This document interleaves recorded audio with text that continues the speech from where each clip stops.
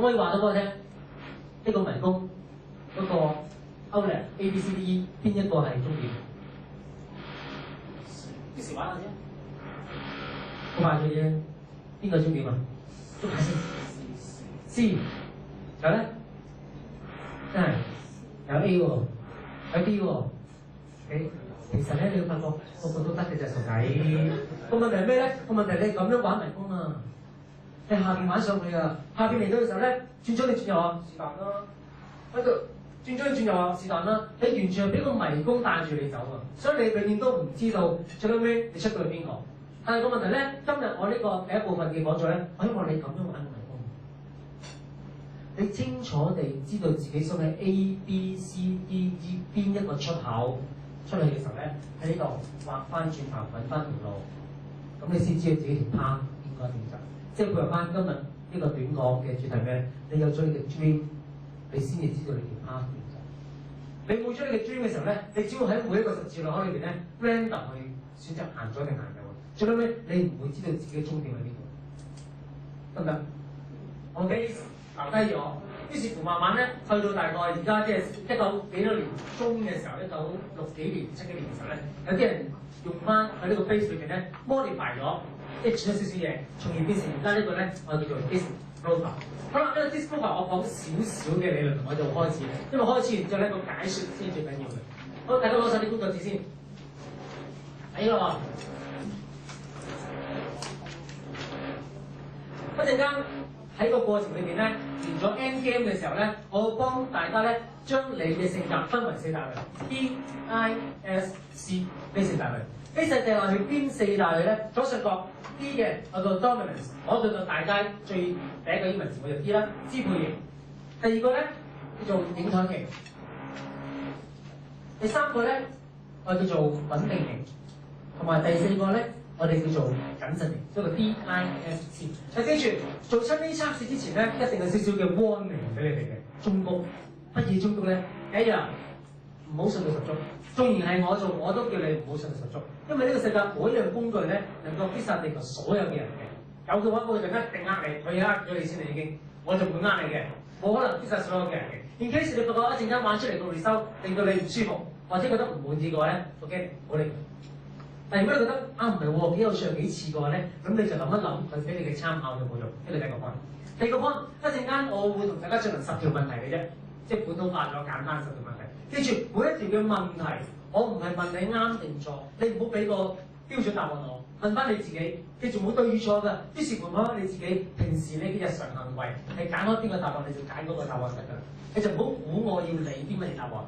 OK， 呢第二個冇對與錯嘅答案。OK。第三個，記住，我今日呢個測試並唔係幫你定型。記住，我並唔係幫你定型，而係我呢個測試咧係測試 here and now 喺而家呢個狀態裏邊，你嘅 potential 喺邊度？因為形態咧，透過你自己第時大個學習或者因緣際會遇到唔同事件嘅時候咧，個形態可以轉變嘅。因此今日我同你做呢個 test，下一次半年之後再機會見到大家嘅時候咧，可能你 test 個 result 又唔同咗㗎。OK， 就喺呢幾樣嘢咧，記住一定要清楚，得唔得？好，如果冇問題嘅話咧，大家打開你張紙，呢張紙嗰度咧，麻煩大家掹低你個名先。好，掹低你個名先。古靈精怪，你只認到你自己得㗎啦。哦，嗱，跟住咧，我問大家10條問題。OK， 10條問題咧，啲問題嘅答案幾得意嘅，所以一定要留心聽清楚我對問題嘅解説。講完嘅時候，你先至去揀你嘅答案。好啦，咁揀完嘅時候咧，你見到呢個工作紙嘅第一題裏邊係咪有10個空格啊？喺10個空格裏邊咧，你分別填寫咗你嘅答案出嚟。跟住咧，我會教大家 plot the graph， 咁你就知道你嘅形態係啲乜嘢㗎。咁跟住咧，我先再講解每一個形態佢嘅 strength 強項、佢嘅弱點、佢嘅工作動機。學習動機係點樣？同埋最緊要邊一啲學科、邊啲行業能夠發揮到你嘅 potential 咧？呢個先最緊要。好啦，不過開頭咧就係等有少少嘢要講嘅，好悶嗰啲咧。嗱，跟住唔同嘅形態嘅人有唔同嘅學習方法。有啲人咧中意點咧？聽住收音機讀書嘅。有啲人咧就唔得喎，讀書咧靜到咧烏蠅飛過都聽到嗰隻嘅喎。有冇同學仔呢度係要聽住收音機讀書嘅？請舉手。有冇啊？有嘅，有啲人 OK。其他嗰啲未靜到烏蠅飛過先至能夠讀書㗎。係啊 ，OK。但係唔同嘅學習方法有利於唔同學習某些學科。嗱，同樣喎，你唔同嘅學習方法咧，原來係方便你讀唔同嘅學科嘅。舉個例子，如果有啲人背嘢叻嘅話咧，你讀文化科一定醒好多。OK。但係有啲人咩咧？有啲人中意讀啲嘢咧係應用得到嘅。於是乎，譬如我係一個讀啲嘢咧中意應用得到嘅，所以我讀新聞咧，我讀得好叻。我叫大柯小王子嘅中學，OK。揮下先。好啦，另外。所以如果你清楚自己嘅形態，你就能夠掌握發揮自己嘅潛能，同埋你嘅一個學科同埋工作喺邊度。好啦，咁講到呢啲悶嘢嘅時候咧，真係要開始啦。好，一陣間啲答案好得意嘅，啲答案係分上下同埋左右嘅。所以你聽清楚我個問題係上下定左右咧，你就 mark 低翻你嘅分數。OK？ 好啦，睇咯，記住我講晒條題目，你先至開始去作答。記住一陣間呢個 disprove 咧講多少少。係以一個行為做標準嘅，唔係問你內心世界，以一個行為做標準。於是乎一陣間我問問題嘅時候咧，你諗翻你日常嘅行為通常點做，嗰個就係答案㗎。唔需要諗太多，所以你啲5秒至6秒裏邊咧，個答案應該出到嚟嘅。諗得太多嘅話咧，個答案就反而唔準。諗翻你日常嘅行為咧就係，睇住第一條，你係一個喜歡憑事實、證據同埋數據做決定嘅人咧，你個答案寫個左字。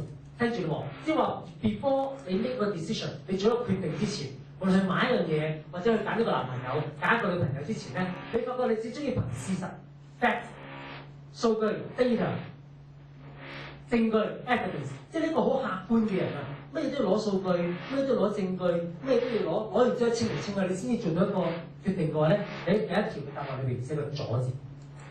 跟住，但係啦，如果你話唔係喎，阿信，我唔中意聽呢啲事實啊，唔中意聽數據嘅，我中意咩咧？憑感覺，我一個好直覺嘅人嚟嘅，女人嘅直覺好準噶嘛，可能 ，OK？ 我係憑經驗嘅，過去嘅 experience 對你 make 一個 decision 好緊要嘅，或者咩咧？透過人際關係做決定嘅，咁你喺個答案裏邊寫個右邊，即係話咩咧？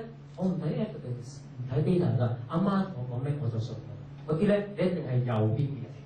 好啦，睇睇你平時日常生活裏邊做決定，邊一邊比較佔大部分，唔係絕對走晒一邊㗎。你話信我左右有陣時每日都有啲嘅喎，每個人都係咁㗎啦。不過你睇邊邊大啲咁解啫。10單 case 裏邊咧有6單 case 咧就靠直覺嘅，咁你咪右邊咯。你明白我講咩 ？OK 啦嘛，好，mark低佢第一條嘅答案，左定係右 ？OK， 好，第二條。嗱，記住呢度咧，唔好指咩咧？唔好指你大學裏邊有任何嘅 position，因為譬如如果你大學裏邊咧，你係做啲乜 club 嘅主席啊，咩學生會主席嘅話咧，你有個 post 孭咗上身嘅時候咧，你焗住發揮你嘅小宇宙嘅啫。OK， 咁啊呢度咧就泛指日常生活裏邊，你係一個中意指揮其他人做事嘅人咧，你係寫個上字，即係嗰啲咧，啲人好中意自貢噶嘛，翻到屋企鞋都唔除嘅時候咧，就同個妹講：阿妹，拎個雪櫃過嚟。阿媽，呢個電話煲過嚟嗰啲，即係自己坐喺度唔喐嗰啲咧，咁你梗係上邊嘅人啦。OK， 但係你話唔係喎，你唔好中意點人做嘢嘅，你中意咩咧？跟從人哋嘅指示，唔想用個腦，即係唔想多白頭髮啊，同埋你個字冇乜 leadership 嘅，聽人講嘢 follow 人哋嘅 instruction 幾好啊，咁你就屬於下邊嘅人咯。OK， 睇你啲屬於上定係下。OK， 又嚟咯，第三個 OK。你喜歡獨自工作嘅人站在左邊，你喜歡與人工作嘅人寫右邊。OK， 聽清楚，獨自工作唔代表你係唔可以 teamwork，你一樣可以。但係如果有 teamwork 俾你揀，有 individual 自己獨立工作俾你揀嘅話咧，你會 prefer， 你會比較中意選取自己一個人為嗰一位做嘢。咁咧，你寫個左字。但係你話唔係喎，阿信，我好中意同其他人一齊做嘢㗎，我中意 teamwork 㗎。話老師同我講做 project， 我最歡喜啦。做 project 都開 party 啫嘛，逢叫必到，逢到必做，汽水薯片我嘅。咁嗰隻咧，你係寫個右字。OK 啦嘛？好。